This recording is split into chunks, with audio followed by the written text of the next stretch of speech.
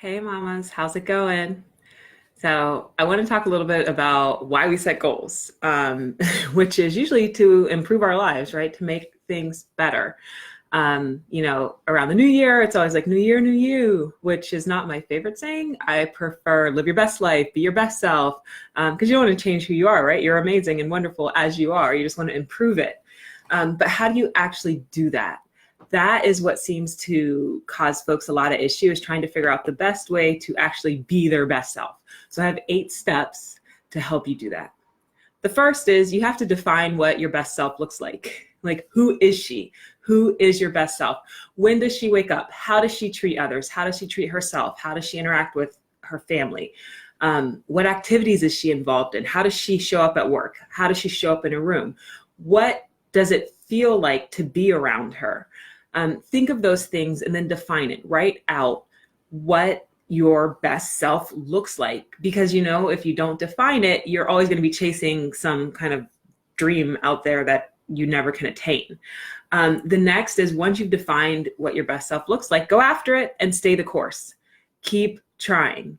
It is not going to be easy, right? You're going to face some challenges as you evolve, and that's okay, because there's there's beauty in the challenge and there's beauty in the journey, but also things take time and things can be challenging, especially when the reward on the other side is amazing, and being your best self is definitely amazing. The third is to remember to practice, practice, practice. It is not easy becoming your best self. And like most things, it takes practice, right? You're evolving, you're leveling up. And the more that you try, the better you will get. It's that simple. So practice, practice, practice, and don't give up.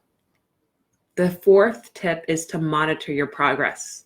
So as you evolve and become your best self, right, you know what this looks like, write it down, and then track it. Track how you are becoming your best self. What are the actions that you're doing? How do you know that you're getting better? Tracking is extremely important. The next thing I want to suggest is to try new things. So as we get older, we have fewer opportunities to try new things. When you're young, everything is new. And then when you go to college, you are just exposed to so many new things. As you get older, especially once we get into our 30s and 40s, there just isn't that much opportunity to try new things, right? It doesn't present itself. You have to find it. You have to make those opportunities. And it's really important that you do, because those opportunities are what are going to help you figure out what works for you, figure out what excites you, and who your best self truly is. Because you evolve over the years. So those things that you used to like to do, you might not find as much joy in them, right? When I look at my young son, he finds a ton of joy crawling through boxes. He loves boxes. I asked my mom about it when I was a kid. I love boxes. Kids love boxes. You grow out of that, right? Same thing applies to what you enjoyed in your 20s and what you enjoyed in your 30s. They're not necessarily going to match up. So try new things to figure out what it is that you love, and what will help you to be your best self.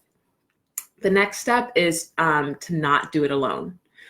Don't do this alone. There is no reason for you to go on this journey of evolution by yourself. Involve folks. Let people know, you're trying to be your best self. Here's how. Here's what she looks like. If it's about how, for example, if it's about how people, you want people to feel when they're around you, it's like, I want people to feel at peace when they're around me, or I want people to feel happy when they're around me. Let people know that, and then ask them how they feel. When they're around you. That will help to guide you on this journey to be your best self. And the last tip that I have for you, tip number 8, is to get help, right? To find a coach or a professional or someone who can help to encourage you and support you in following these steps, because it's very easy with everything going on in your life, between the kids and the husband and the work and keeping the house together, to let it all fall apart, right? To put it on the back burner, this personal journey, trying to become your best self, so that you can serve others more. And a coach will help you to stay on track. And the best part about that is, when you are becoming your best self, the better that you are at being you, the better you're able to serve others, the better example you provide to your kids, the more you're going to excel in your career, the stronger your marriage is going to get. Like, everything actually gets better when you take care of yourself. So get someone to help you do it. It's totally worth the investment.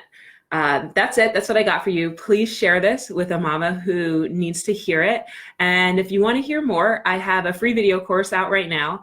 It is called More Time and Less Guilt by Monday. They are very quick videos, faster even than this video. They're all less than 5 minutes. But when you follow them, you will literally find more time in your day, which who of us can't use that? Thanks for tuning in and have a great day.